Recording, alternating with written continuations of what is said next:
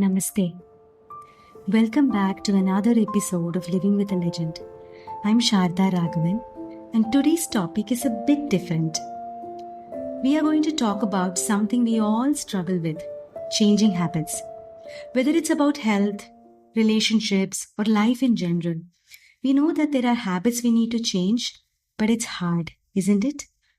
We have all been there. You know that something is good for you, but you keep falling back into old ways. It's not that we don't know better. Changing ingrained habits is actually tough. Sometimes we even look for excuses, or as I call it, Googling reasons, to justify sticking to our comfort zone. I have gone through this myself, even though I have spent so much time learning from Dr. Raghavan, someone who lives by the principles of health and balance. I still struggle with habits too. You'd think with all the knowledge I've gathered, it would be easy, but it's not. Habits are like that. George Bernard Shaw once said, "A married man forms married habits and becomes dependent on marriage just as a sailor becomes dependent on the sea."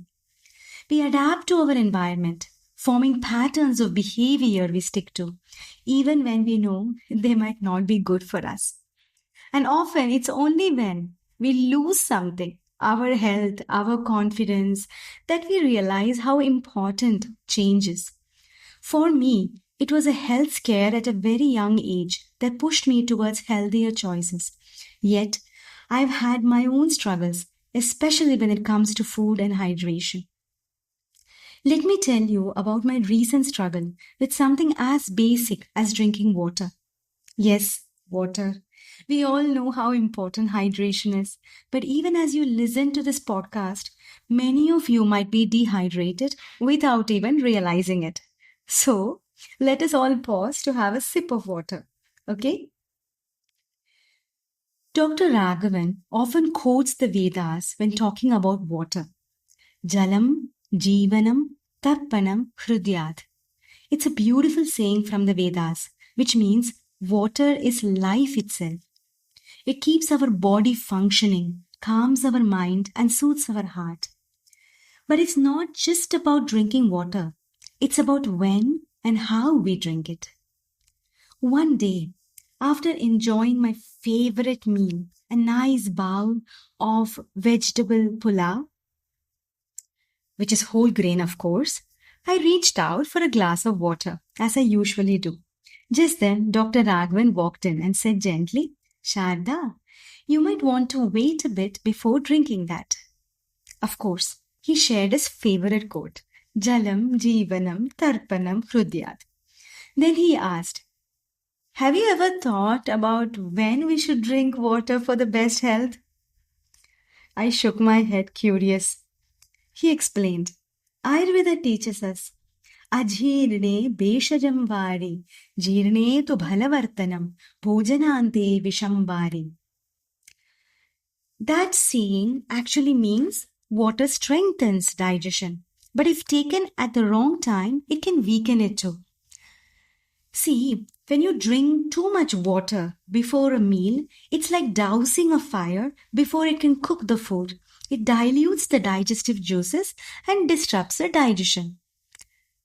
Oh, I became confused after listening to this lecture. And I asked him, "What about drinking water during meals then?" Dr. Raghavan smiled. "That's the best time.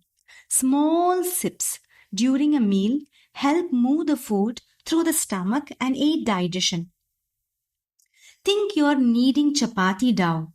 You can add water little by little and it helps in everything coming together, right?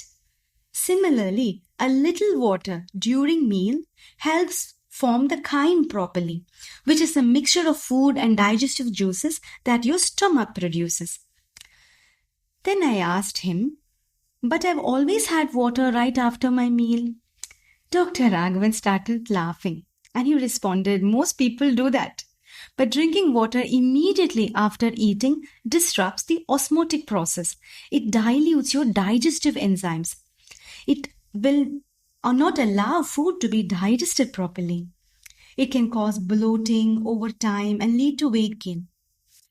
"Sharda, Have you ever wondered why people always complain about gas? They come and tell us, I'm having gas problem. See, that is one of the reasons. As he continued, it felt to me like I was in a biology class in school. His lessons are usually like that, very simple, that even a school child can understand. Dr. Raghavan continued, if you want to support your digestion, wait about an hour and a half after a meal before drinking water. But make sure that it is warm water. That is the time when the real chemical process of digestion starts, where fat gets split into fatty acids, proteins into amino acids, nutrients are getting absorbed, and drinking warm water little by little at this time can actually help your body absorb nutrients better. Now, I know many of us grew up drinking water right after meals. I did it for years before I met doctor because for me that felt refreshing. Even after this conversation, it was not easy for me to break the habit. You know why? Because old habits die hard. And of course, our Google will give us 10 reasons why it's fine to drink water after a meal. But deep down, I knew there was truth in Dr. Raghavan's words. I could see the logic and I felt the benefits, but it took me time. At first, I'd sneak a sip after each meal, telling myself it was just to wet my mouth. But after a few months of conscious effort and self awareness, I managed to change the habit. And that's the message I want to leave with you today. Change is slow and it takes time. We all have habits that are tough to break, even when we know it is better for us to change it. But the first step is awareness, and the next is patience with actually ourselves. So, next time you're about to drink water after a meal, maybe pause. See if you can wait a little longer. Sometimes the smallest change make the biggest difference. Thank you for tuning in to Living with a Legend.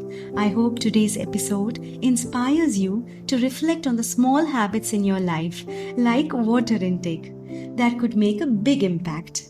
Until next time, take care of yourself and, of course, your water habits.